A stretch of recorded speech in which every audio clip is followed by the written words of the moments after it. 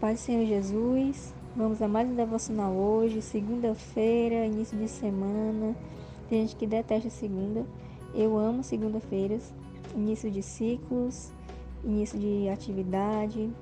Geralmente a gente acredita, que a semana começa na segunda, no calendário é no domingo, O primeiro dia da semana é o domingo, mas pra gente, por conta das atividades, iniciarem na segunda, é como se o início fosse na segunda.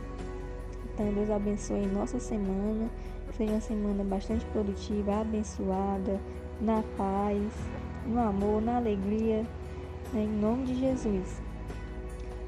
Você que está ouvindo, que Deus abençoe seu dia, a sua família, sua saúde, visite a sua casa, aqueles que ainda não receberam a Jesus, que venham receber em nome de Jesus, que sejamos luz e sal onde quer que a gente esteja, em nome de Jesus. Então, eu gosto de ler pela manhã. Hoje eu estou lendo um pouquinho mais tarde, mas eu gosto mais quando eu leio mais cedo, até por conta do barulho também, é mais tranquilo. Então, eu leio pela manhã, mas tem pessoas que leem pela tarde, pela noite. O importante é separar um momento ali com o Senhor, para meditar na sua palavra, nutrir o Espírito, deixar a memória do Senhor fresca. Deixar a palavra do Senhor, na verdade, fresquinha na nossa memória, é muito importante. Então hoje nós vamos ler Mateus capítulo 8 e versículo 1, que diz assim: E descendo ele do monte, seguiu uma grande multidão. Aqui Jesus, ele acabou de falar o sermão da montanha e ele começou a descer da montanha do monte. Versículo 2: E eis que veio um leproso e o adorou, dizendo: Senhor, se quiseres, podes tornar-me limpo. E Jesus, estendendo a mão, tocou-o, dizendo: Quero ser limpo. E logo ficou purificado da lepra. Disse-lhe então Jesus: Olha, não digas a ninguém, mas vai, mostra-te ao sacerdote e apresenta a oferta que Moisés determinou, para lhe servir de testemunho. Então aqui Jesus está falando que aquilo que ele falou no Mateus 3, Mateus 3, deixa eu dar uma olhadinha aqui. Mateus 3,15, que ele diz que veio cumprir toda a justiça, Então ele não veio pegar a lei e fazer uma lei diferente da lei, Ele, aqui, quando Jesus nasceu e viveu, ele estava na lei, então ele estava vivendo conforme a lei. Então aqui ele diz, que quando a pessoa fosse curada da lepra, na lei dizia, quando a pessoa fosse curada da lepra, ele tinha que ir lá no sacerdote, o sacerdote tinha que avaliar, fazer alguns testes, ver se realmente a pessoa estava curada mesmo, e aí tinha lá a questão da oferta, referente a esse tipo de cura. Então Jesus disse, então vá lá no sacerdote e faça todos esses procedimentos para testemunhar, que você foi curado. E aí, prosseguindo, versículo 5. E entrando Jesus em Cafarnaum, chegou junto dele um centurião, rogando-lhe e dizendo: Senhor, o meu criado jaz em casa, paralítico e violentamente atormentado. O centurião aqui, ele não era judeu, ele era um oficial romano. A gente sabe, que naquele tempo de Jesus, Israel era dominado por Roma. Então, tinha muitas pessoas ali, oficiais romanos, para colher impostos, para ficar vistoriando, alguma coisa assim que a Roma gostaria de estar ali no comando, no controle. E aí veio esse oficial, esse centurião, falar com Jesus. Versículo 7. E Jesus lhe disse: Eu irei e lhe darei saúde.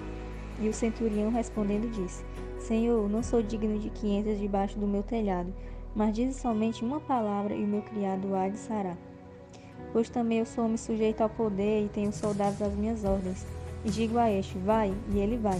E a outro, vem, e ele vem. E ao meu criado, faz isto, e ele o faz. E maravilhou-se Jesus ouvindo isto e disse aos que o seguiam: Em verdade vos digo que nem mesmo em Israel encontrei tanta fé. Mas eu vos digo que muitos virão do Oriente, do Ocidente, e assentar-se-ão à mesa com Abraão, Isaque e Jacó, no reino dos céus. E os filhos do reino serão lançados nas trevas exteriores. Ali haverá pranto e ranger de dentes. Então disse Jesus ao centurião: Vai, e como creste te seja feito. E naquela mesma hora seu criado sarou. Jesus, ele se maravilhou muito, com a fé do centurião, porque a gente até vai ver ao longo do livro de Mateus que muitos queriam crer em Jesus Só se ele fizesse alguma maravilha, alguma cura, alguma coisa extraordinária para realmente poder crer. E o centurião, mesmo ele não sendo judeu, mesmo ele não conhecendo da lei, porque aqui existiam nesse tempo os fariseus que eles eram os instruídos da lei. Então a maioria das pessoas ali, eles já tinham ouvido falar que ia chegar um tempo, que ia chegar o Messias, né? Então, querendo ou não, eles já tinham a consciência de que o Messias estava ali entre eles, né? E aí, esse centurião, que não era judeu, que não conhecia da lei, era romano, né, vinha da idolatria, ele ouviu falar de Jesus, ouviu as palavras de Jesus, provavelmente na montanha, ou de terceiros, né, e creu, teve fé em Jesus e foi até ele, e não precisou ele ver Jesus operando milagres para crer que Jesus ia curar. Ele só pediu Jesus para ele falar, dê uma palavra, né? Eu tenho fé na palavra que tu diz, que assim que o Senhor disser que o meu servo será curado, eu creio que ele será curado. Ele se maravilhou muito. E aí Jesus falou, né, que nem em Israel ele tinha encontrado uma fé daquele jeito. E aí ele disse, né, que iriam vir pessoas do Ocidente, do Oriente, que não eram de Israel. Ele está se referindo a nós, né, gentios. Aqui, né, aqui nós, de outras nações, nós somos chamados de gentios. Iriam vir crer nele, e no reino de Deus a gente iria se assentar junto com Abraão, Jacó e aqueles que eram para estar lá, né, os judeus. Não são todos, né? Não é para generalizar, dizer que todos os judeus vão ser salvos, mas aquelas pessoas, né, que estavam ali, que conheciam a lei, que sabiam que ia ter o Messias, que estavam vendo ali até as maravilhas e não criam, essas pessoas não iriam para o reino de Deus, né? Então não é questão de nacionalidade, é questão realmente da fé, de crer no que Deus diz na sua palavra. Então, continuando aqui, versículo 14. E Jesus, entrando em casa de Pedro, viu a sogra deste jazendo com febre, e tocou-lhe na mão, e a febre a deixou. Então levantou-se e serviu-os. E chegando à tarde, trouxeram-lhe muitos endemoniados, e ele, com a sua palavra, expulsou deles os espíritos malignos, e curou todos os que estavam enfermos, para que se cumprisse o que fora dito pelo profeta Isaías, que diz: Ele tomou sobre si as nossas enfermidades e levou as nossas doenças.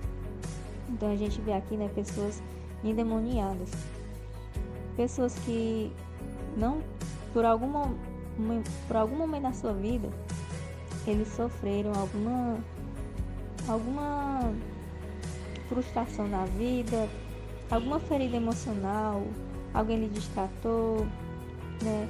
Sofreram alguma coisa nessa vida, e aí eles começaram a ficar amargurados, a ficarem magoados, e aí foi gerando uma raiz, essa raiz foi gerando caule, né, e foi crescendo mais e mais essa ferida, até eles não terem mais domínio de si, e aí o inimigo entra, né, na pessoa e acaba controlando essa pessoa.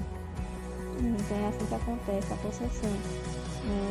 Geralmente são pessoas que foram muito feridas, muito magoadas, em algum nível, né, em alguma situação na vida, e aí não perdoaram, né, ou outras pessoas, ou a si mesmos, né, e aí veio a culpa, veio a amargura, e essas pessoas acabaram sendo totalmente dominadas pelo inimigo. E aí Jesus expulsa esses demônios, né, que se aproveitaram da situação, da falta do domínio, né, dessas pessoas, domínio próprio.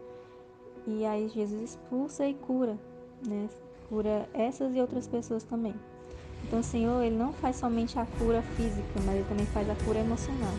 Então quando a gente escolhe seguir a Jesus e perdoar, nós estamos curando a nossa alma, né? Então toda vez que a gente opta em não perdoar, em ficar com aquela raiz de amargura, com aquele ressentimento, né, vai gerando feridas, né, e o inimigo vai começando a influenciar, colocando pensamentos negativos, aí depois vai, através dos pensamentos, influenciando as pessoas a agirem, né, de alguma forma, né, negativa, até o ponto de não ser mais influenciado, mas ser realmente tomado, né, dominado. Então, continuando, versículo 18. E Jesus, vendo em torno de si uma grande multidão, ordenou que passassem para o outro lado. E aproximando-se dele um escriba é judeu e era uma pessoa responsável para ficar escrevendo a lei, né, lá no templo. É mais essa questão de escrever, né? Disse-lhe: Mestre, aonde quer que fores, eu te seguirei. E disse Jesus: As raposas têm seus covis e as aves do céu têm seus ninhos, mas o filho do homem não tem onde reclinar a cabeça. Está querendo aqui dizer que ele não tem uma casa própria. E outro de seus discípulos lhe disse: Senhor, permite-me que primeiramente vá sepultar meu pai. Jesus, porém, disse-lhe: Segue-me e deixe os mortos sepultar os seus mortos. E entrando ele no barco, seus discípulos o seguiram. E eis que no mar se levantou uma tempestade tão grande que o barco era coberto pelas ondas. Ele, porém, estava dormindo. E os seus discípulos, aproximando-se, o despertaram, dizendo: Senhor, salva-nos, que perecemos. E ele disse-lhes: Por que temeis, homens de pouca fé? Então, levantando-se, repreendeu os ventos e o mar, e seguiu-se uma grande bonança. E aqueles homens que se maravilharam, dizendo: Quem é este que até os ventos e o mar lhe obedecem? Ontem eu estava falando um pouco sobre o maná lá na igreja, e o maná, a gente sabe, né? Nós que já temos costume, alguns aqui talvez ainda não saibam, que o maná era um pão que descia do céu quando o povo estava no Egito, o pessoal de Israel estava saindo, não estava no Egito não, desculpa. Quando o pessoal tinha saído do Egito e estava no deserto, estava com fome, o Senhor mandou o maná, que era uma espécie de sementes que as pessoas moíam e faziam pães, bolos, né? Era um pão que caía do céu, né? O Senhor disse que ia mandar um pão e ele mandou o ingrediente do pão, né? Do céu. E esse pão representava Jesus. E as pessoas olhavam para aquele maná, aquele pão, aquelas sementes, e aí perguntavam: o que é isso? O que é isso? Mas o que é isso, né? Era uma coisa estranha que eles não tinham visto ainda. E aí, esse o que é isso é o maná, né? Em hebraico significa maná. Então, maná significa o que é isso. É por isso que aquele pão, aquelas sementes, eles começaram a chamar de maná. E aí, quando eles viram Jesus fazendo essas maravilhas, eles começaram a se perguntar: o que é isso? Né? Quem é esse homem? O que é isso? Então, remete também àquilo, né, do maná. Né? Que aqui Jesus, ele está sendo aqui como o maná, né? O pão que Jesus enviou do céu. Então, continuando. Versículo 28. E tendo chegado ao outro lado, a província dos Gergesenos, aqui na minha tradução é Gergesenos, mas em outras traduções é Gadarenos, saíram-lhe ao encontro dois endemoniados vindos dos sepulcros. Tão ferozes eram que ninguém podia passar por aquele caminho. E eles que clamaram, dizendo: Que temos nós contigo, Jesus, Filho de Deus? Vieste aqui atormentar-nos antes do tempo? E andava pastando diante deles uma manada de muitos porcos. E os demônios rogaram-lhe, dizendo: se nos expulsas, permite-nos que entremos naquela manada de porcos. E ele lhe disse: Ide. E saindo eles, se introduziram na manada dos porcos, e eis que toda aquela manada de porcos se precipitou no mar por um despenhadeiro e morreram nas águas. E os porqueiros fugiram e, chegando à cidade, divulgaram todas aquelas coisas e o que acontecera aos endemoniados. E eis que toda aquela cidade saiu ao encontro de Jesus e, vendo-o, rogaram-lhe que se retirasse dos seus termos. Então aqui Jesus não estava mais em Israel, porque em Israel era proibido o pessoal comer porco. Então ele estava em uma localização que não era judaica, né? Não era na terra, no território judeu. E aí tinha essas pessoas aqui. No livro de Marcos, e tem outro livro também que retrata essa situação, fala só de um endemoniado, aqui fala de dois. E as pessoas ficam assim, por que isso aconteceu, né? Existem duas explicações, né? Ou é porque só um falou com Jesus, né? Então, Mateus ele quis colocar só, Mateus não, os outros, né, quiseram colocar só um, que foi só o que falou com Jesus, ou então é porque Mateus ficou sabendo que existia outro e aí ele colocou outro, né, na hora de relatar aqui. Então, existia, se Mateus disse que tinha dois, é porque Mateus ficou sabendo que tinha dois. E os outros, por algum motivo, provavelmente porque só um falou com Jesus, né? E aí eles colocaram só aquele que falou com Jesus. Então, essa é uma das explicações. E aí eles não queriam ficarem sozinhos, né? Assim, perambulando. Eles fazem isso, nós demônios ficam perambulando pelo mundo, né? E aí eles quiseram ir para os porcos. E aí Deus expulsou eles, mandou eles para os porcos. E aí eles pegaram os porcos e precipitaram os porcos, né, num, num despenhadeiro, né, que diz aqui.